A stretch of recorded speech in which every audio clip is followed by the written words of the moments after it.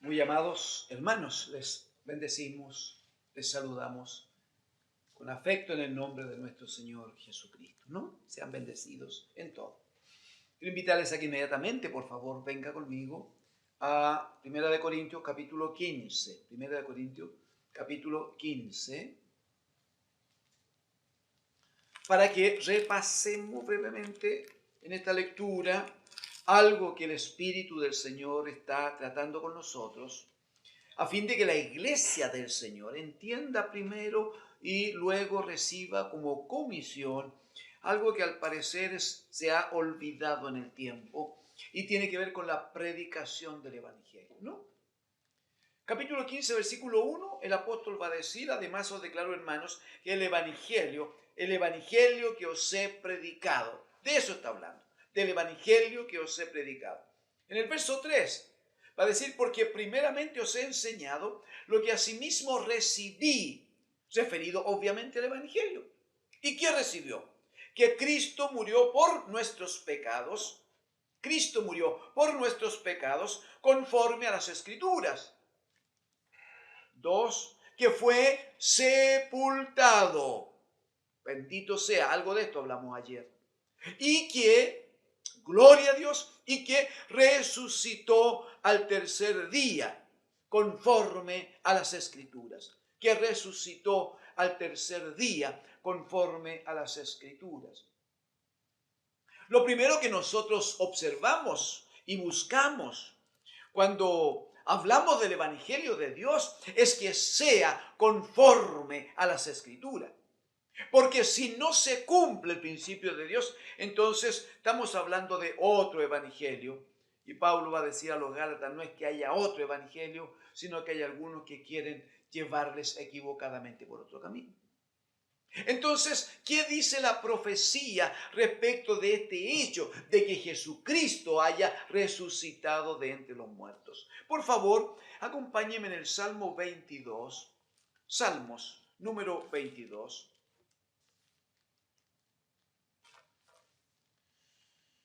Los versículos, especialmente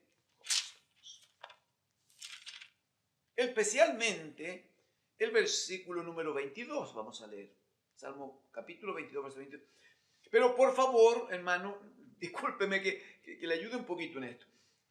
Para entender lo del versículo 22 y luego lo del versículo 25, debe considerarse el contexto en que está dicho.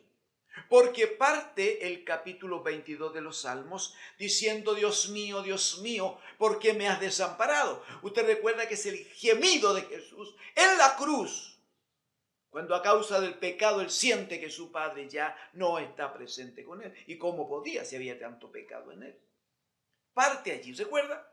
Después él va a decir en el versículo número 16: porque perros me han rodeado, me han cercado cuadrilla de malignos, y dice: horadaron mis manos y mis pies. En el versículo 18, repartieron entre sí mis vestidos y sobre mi ropa echaron suerte. Mas tú, Jehová, no te alejes, va a decir: fortaleza mía, apresúrate a socorrerme.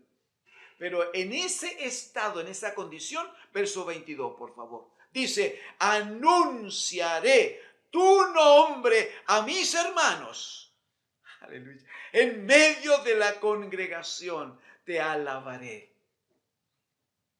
Es imposible que alguien que estaba agonizando, alguien que estaba muriendo en la cruz y que luego debía ser sepultado, era imposible que en esa condición él anunciara el nombre del Padre a sus hermanos.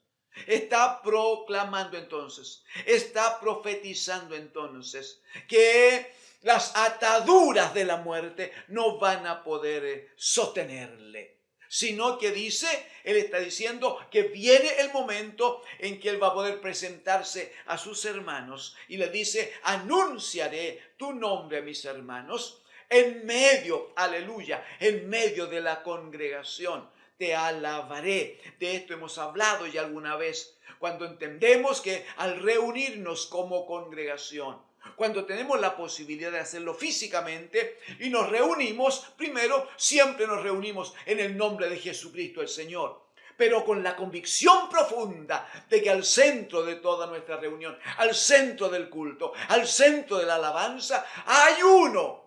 Bendito sea el Señor. Mira el verso 25. Dijo él, de ti, hablando al Padre, de ti será mi alabanza en la gran congregación. Aleluya. Qué hermoso es el planteamiento de Jesucristo en momentos difíciles, momentos de agonía y muerte. Sin embargo, su confianza, su esperanza estaba puesto en la palabra del Padre, que había dicho que no permitiría que su cuerpo quedara en edades, ni que el santo viera corrupción.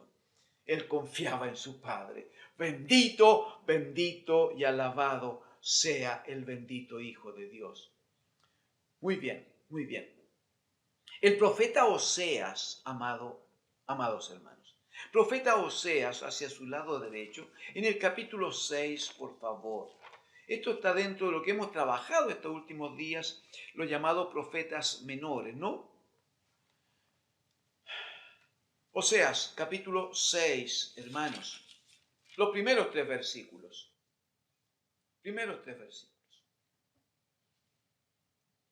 Oseas, en el versículo 1 dice, venid y volvamos, amén, venid y volvamos a Jehová, porque Él arrebató y nos curará, y dio y nos vendará. Verso 2, nos dará vida después de 2 días. Aleluya. Nos dará vida después de 2 días. En el tercer día nos resucitará y viviremos delante de Él. ¡Ay, gloria a Dios! Imposible no ligar esto con Juan 14 cuando el Señor dice, no se turbe vuestro corazón. Si creen en Dios, crean en mí. Porque en la casa de mi Padre hay muchas moradas. Y luego va a decir, y yo quiero que donde yo estoy, vosotros también estéis. Aquí dice, nos dará vida. Imposible que nos diera vida si Él no la tenía. Pero ¿qué dice Juan capítulo 1? En Él estaba la vida. Aleluya. Y la vida era la luz de los hombres. Entonces nos dará vida después de 2 días. En el tercer día nos resucitará y viviremos delante de Él. Verso 3. Y conoceremos y proseguiremos en conocer al Señor, como el alba está dispuesta a su salida, y vendrá a nosotros como la lluvia. Isaías 55, ¿no? Y vendrá a nosotros como la lluvia tardía y temprana a la tierra, para que la tierra germine y produzca, decía Isaías, de tal manera que haya pan para el que come y haya semilla para el que trabaja. Bendito es el Señor. Un poquito hacia su lado derecho, Oseas, hermanos. En el capítulo 13, aquí mismo, Oseas, en el capítulo 13, por favor, mire qué tremenda promesa está en el versículo 14. Oseas, capítulo 13, verso 14. Por favor, mire qué tremenda promesa. Dice en el verso 14, de la mano del Seol, del lugar de los muertos, de la mano del Seol los redimiré. Amén. Los libraré de la muerte. Oh muerte, yo seré tu muerte. Aleluya. Y seré tu destrucción. Oh Seol, la compasión será escondida de tu vida. Una vez más, por favor. Capítulo 3 de Oseas, versículo 14. Dice, de la mano del Seol los redimiré, los libraré de la muerte. Y el grito de victoria es, oh muerte, yo seré tu muerte y seré tu destrucción, oh Seol. La compasión será escondida de tu vida. Se lo está diciendo la muerte, que no habrá compasión para ella. La victoria será definitiva. ¿Cómo lo explica el apóstol Pablo en Primera de Corintios capítulo 15? Nos ayuda esto porque es la promesa y el gran sentido que tiene el que la iglesia de Cristo crea con tanta fuerza en la proclamación del Evangelio, diciendo que Cristo, habiendo muerto en la cruz por nuestros pecados y habiendo sido sepultado, gloriosamente el Padre lo resucita de entre los muertos. Mire por favor, Primera de Corintios 15, versículo número 53. Versículo 53. Está hablando de este proceso de la semilla que cae a tierra y muere y luego toma otra forma, toma otro cuerpo. De eso está hablando. Está hablando de la experiencia del bendito Hijo de Dios que muere en semejanza de hombre, pero el Padre lo levanta, lo vivifica con un cuerpo glorificado. Está diciendo que esa promesa es para nosotros. Eso está diciendo, pues, hermano amado. Versículo 53 dice, porque es necesario que esto corruptible se vista de incorrupción y esto mortal se vista de inmortalidad. Y cuando esto corruptible se haya vestido de incorrupción y esto mortal se haya vestido de inmortalidad, entonces, aquí está, ¿ve? Entonces se cumplirá la palabra que está escrita: sorbida es la muerte en victoria. Sorbida en victoria es la muerte. ¿Cuándo ocurre eso? Ocurrió cuando Cristo el Señor estuvo sepultado y el Padre con poder lo levanta de entre los muertos. Pero esa experiencia que es solo de Él, la Escritura va a decir que de la misma manera como Jesús murió y el Padre lo levantó de los muertos, así dice, traerá Dios con Jesús a los que hayan dormido en Él. Bendito sea, bendito sea. Entonces en el verso 54, cuando esto dice, esto corruptible se haya vestido de incorrupción y esto mortal se haya vestido de inmortalidad, entonces en ese momento se cumplirá la palabra que estaba proféticamente dicha. Sorbida es la muerte en victoria. Mira el 55, ¿dónde está, oh muerte, tu aguijón? ¿Dónde está? ¿No? Esa lanza que provoca daño y que contagia y que envenena y que provoca la muerte. ¿Dónde está? Oh muerte, tu aguijón. ¿Dónde? Oh sepulcro, tu victoria. Ya que el aguijón de la muerte es el pecado y el poder del pecado la ley. Mas gracias sean dadas a Dios. Aleluya. Mas gracias sean dadas a Dios, que nos da la victoria por medio de nuestro Señor Jesucristo. Bendito y alabado sea el Señor. Eso tiene un sentido tan alto que no tenemos hoy el tiempo, pero es tan glorioso, santos hermanos. Primero, porque cuando predicamos el Evangelio, predicamos que Cristo murió por nuestros pecados, conforme a las Escrituras. Eso nos da una gran victoria, porque Pablo va a decir que si ahora estamos en Cristo, entonces somos una nueva creación y las cosas viejas habrán pasado. Muy bien. Pero también decimos que fue sepultado el Señor y hemos probado que de acuerdo a las Escrituras también. Pero no puede el Evangelio quedarse allí, que es una insistencia, una pequeña insistencia que debemos mantener. No puede predicarse el Evangelio de Cristo hasta la cruz, ni menos solo hasta la sepultura. El Evangelio de Cristo contiene esta tremenda verdad, que Dios el Padre a su Hijo lo levantó de entre los muertos. Y esa verdad es tan gloriosa por lo que acabamos de ver aquí en 1 Corintios 15. Que todo hombre que está en Cristo vivirá la misma experiencia que Él vivió una vez. Necesariamente la muerte la hemos de pasar, necesariamente habrá una forma de sepultación, pero gloriosamente todos en Cristo seremos vivificados. ¡Aleluya! ¿Cómo dejar de predicar esto, hermanos? Pero ¿cómo dejar de predicar también, según dicen la palabra apostólica que Jesucristo, al ser levantado de entre los muertos, recibe del Padre todo poder y autoridad, todo gobierno. El Padre le sienta a su diestra para que gobierne sobre todas las cosas. Todo lo somete bajo sus pies. Absolutamente todo, amado hermano, todo.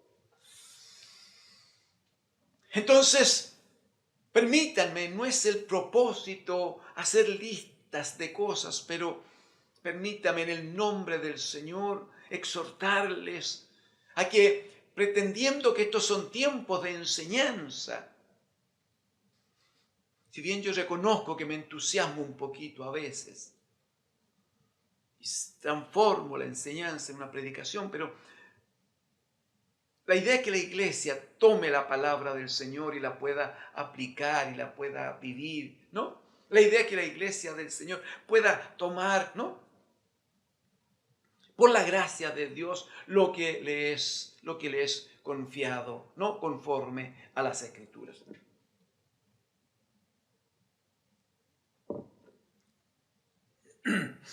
Entonces, ¿qué quiero decir?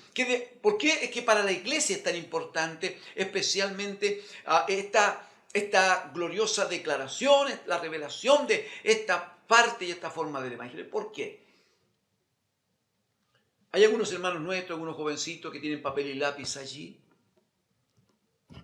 Esto no es una lista completa y absoluta. No, mi hermano, es solo una ayuda. Si gusta y puede, la toma, por favor, para que le sea de bendición.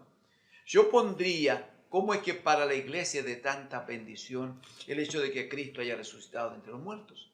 Yo pondría en el número 1 al margen, número 1, pondría por lo que explica el apóstol aquí en 1 Corintios capítulo 15. 1 Corintios capítulo 15. En el versículo 14, Pablo dice, y si Cristo no resucitó, está trabajando por el lado negativo. Y si Cristo no resucitó, vana es entonces nuestra predicación, vana es también vuestra fe, dice. Claro, si Él no hubiera resucitado. Pero por la gracia de Dios tenemos el testimonio, la revelación, tenemos la confirmación del Espíritu, cómo es que Cristo ha resucitado. ¿Y eso qué significa? Que la predicación del Evangelio no es vana y que nuestra fe está llena de vida por la palabra de Dios que mora en nosotros. El versículo 15 que decía Pablo, si es que Cristo no hubiera resucitado, somos hallados falsos testigos de Dios. Porque hemos testificado de Dios que Él resucitó a Cristo, al cual no resucitó, si en verdad los muertos no resucitan. No, pero nosotros sabemos, bendito, que Cristo ha resucitado. Y porque ha resucitado, entonces no somos falsos testigos de Dios, sino que cuando anunciamos que Dios el Padre levantó a Jesús de entre los muertos, entonces estamos proclamando una gran verdad ante principados y potestades. Somos testigos verdaderos de la verdad de Dios en nosotros. El versículo número 17 va a decir que si Cristo no resucitó, vuestra fe es vana, aún estáis en vuestros pecados.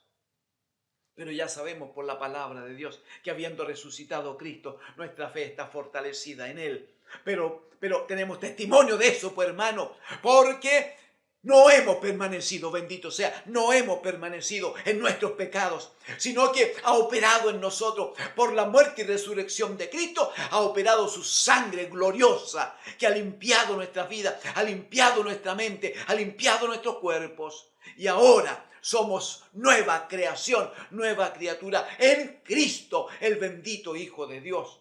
No permanecemos en nuestros pecados. Nuestra vida es nueva por la gracia de Dios. En el 18 va a decir finalmente que si Cristo no hubiera resucitado, entonces los que durmieron en Cristo perecieron. Y nosotros sabemos que no es así. Más bien tenemos una gran esperanza respecto de amados nuestros, hermanos nuestros, que han muerto en Cristo, han muerto proclamando que Jesucristo es su Señor. Sabemos y tenemos gozo y tenemos esperanza y añoramos el momento en que la trompeta del Señor venga, suene. Dice, los muertos en Cristo resucitarán primero. Ay, ¿por qué tanta confianza? Porque Jesucristo, el bendito Hijo de Dios, Él ya resucitó. ¡Aleluya! Bendito es el Señor. De otra manera, nuestros padres, nuestra madre, un hermano, los hermanos mayores de la congregación, algunos de nuestros pastores anteriores que murieron en la fe de Cristo, los tendríamos perdidos y sin esperanza.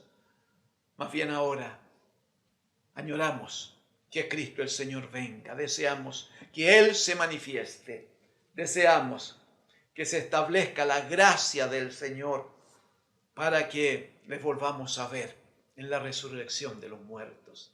Bendito es el Señor. En el número 2, al margen,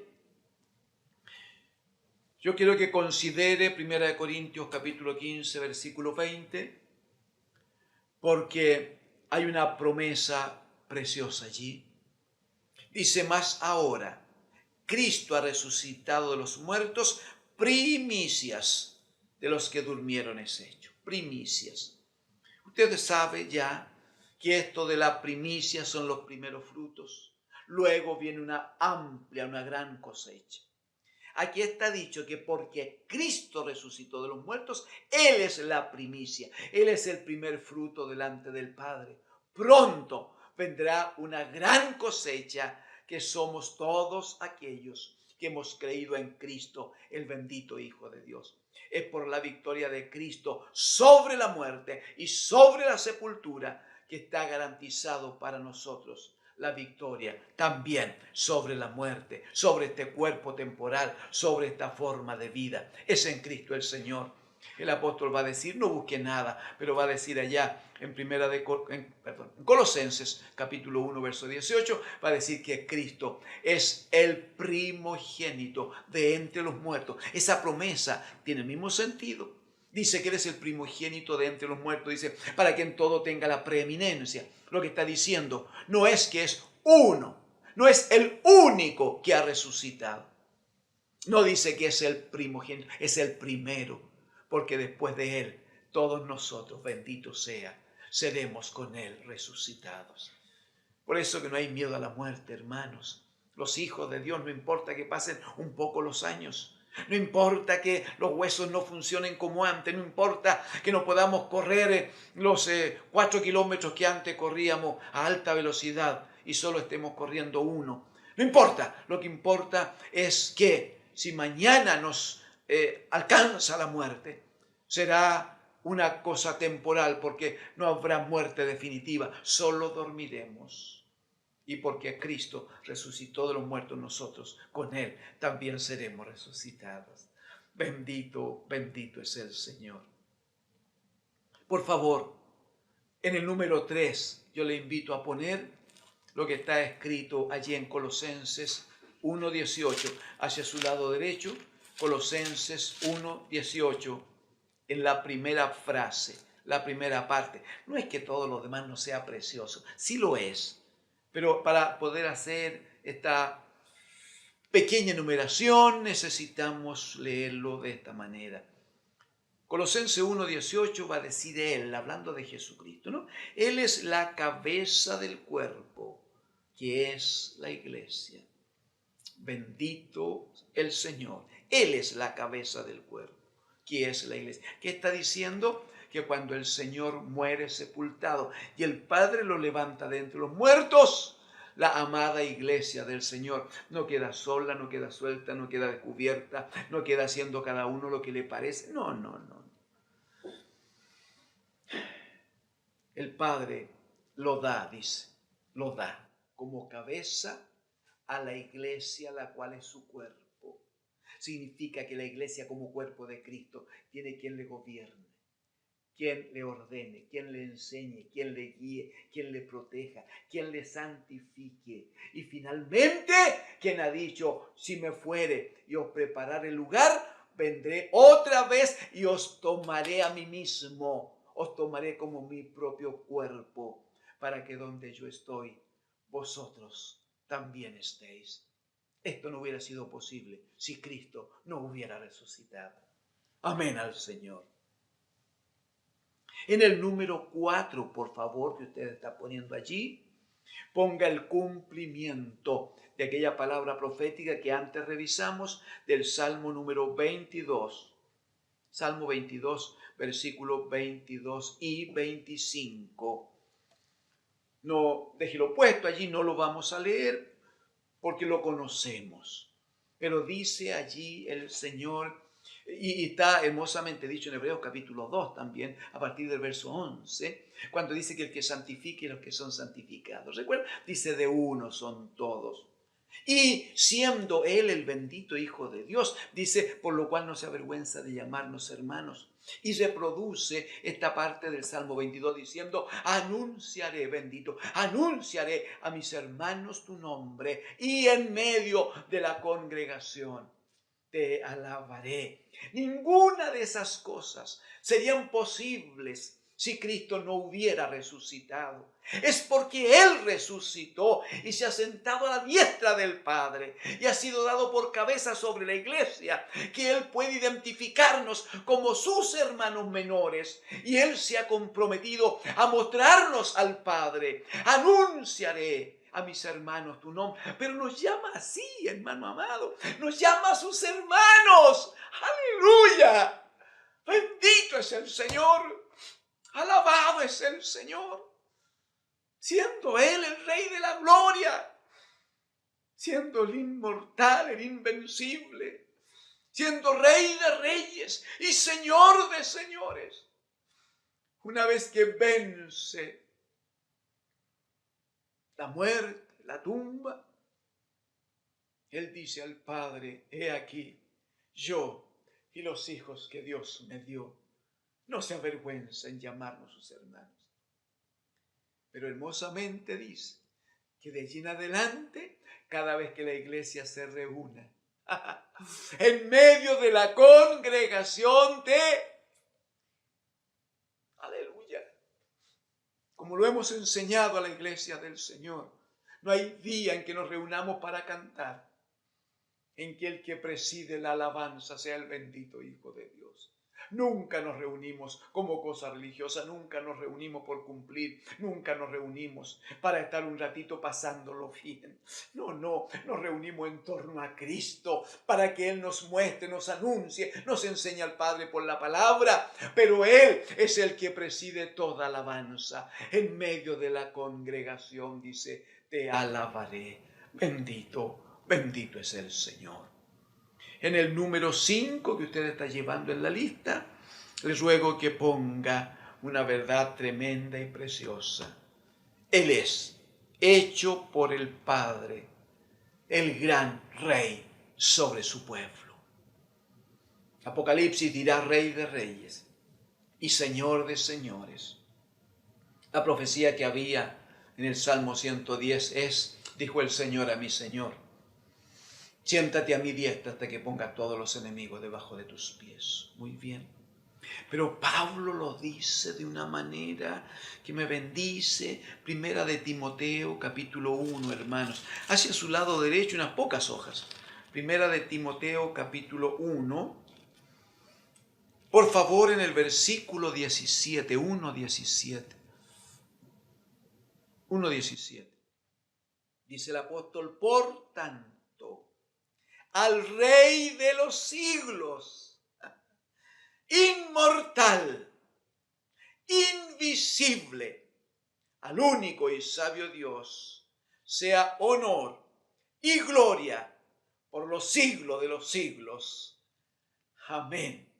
Amén al Señor. Bendito es el Señor. Eso no requiere más explicación, ¿verdad? Finalmente ponga allí un número 6 y reconozca que Jesucristo es el gran sumo sacerdote. Además de ser el gran rey, Él es el gran sumo sacerdote que el Padre ha dado, ha dispuesto para su amada iglesia. También fue proféticamente dicho ya en el Salmo 110:4, el Señor va a decir que con juramento ha declarado, tú eres sacerdote para siempre, según el orden de Melquisedec. Terminemos allí en Hebreos, hermanos, poquito más hacia su derecha. Hebreos capítulo 7, Hebreos capítulo 7. Por favor, versículos 26 y 27. 26 y 27. Va a decir, porque tal, y no otro, tal sumo sacerdote nos convenía. ¿Por qué? Porque Él es santo, amén, inocente, sin mancha, apartado de los pecadores y hecho más sublime que los cielos, que no tiene necesidad cada día, como aquellos sumos sacerdotes, de ofrecer primero sacrificios por sus propios pecados y luego por los del pueblo, porque esto lo hizo una vez para siempre, ofreciéndose a sí mismo. En el capítulo 8, por favor, lea conmigo el verso 6. Pero ahora tanto mejor ministerio es el suyo, cuanto es mediador de un mejor pacto, establecido sobre mejores promesas. Y acerca del pacto dirá en el verso 10, por lo cual este es el pacto que haré con la casa de Israel.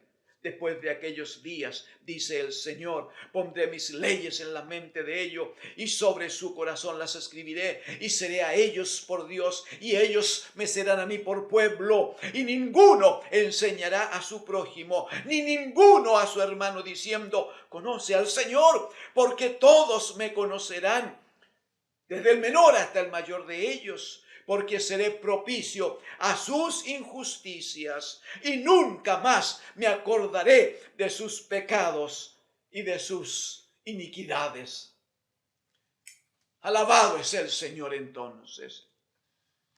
Jesucristo ha resucitado. Esa es la palabra del Evangelio que la iglesia porta en su corazón primero y en su boca enseguida. Que Jesucristo murió en la cruz por nuestros pecados y que fue sepultado y que con poder Dios el Padre le levantó de entre los muertos y le ha sentado a su diestra como el gran Señor, como el gran Rey, pero también como el gran sumo sacerdote que intercede por nosotros eternamente y para siempre. Sean bendecidos en el Señor, hermanos. Por favor, ¿dónde está? Tenga tiempo, honre al Señor, alabe al Señor, bendiga al Dios el Padre por habernos dado a su Hijo y glorifique al bendito Hijo por la obediencia que tuvo de ofrendarse por nosotros. Oremos en el nombre del Señor. Padre nuestro, que estás en los cielos, sea su nombre, Señor, glorificado. Bendito.